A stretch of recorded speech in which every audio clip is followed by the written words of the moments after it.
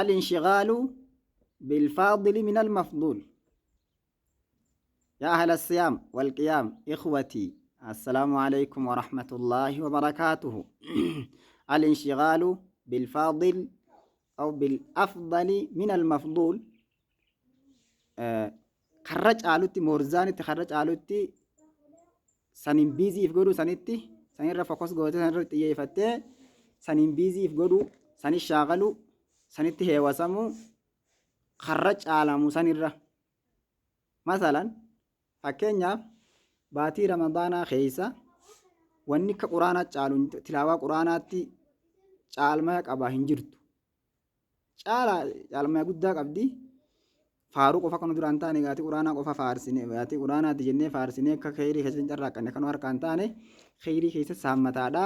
Wanni quraanarra caalaa hin jirtu. Waa hundarra quraanatti hedduu ihtimaama taanee tilaawaa quraanaatti shaaqaluu qabna.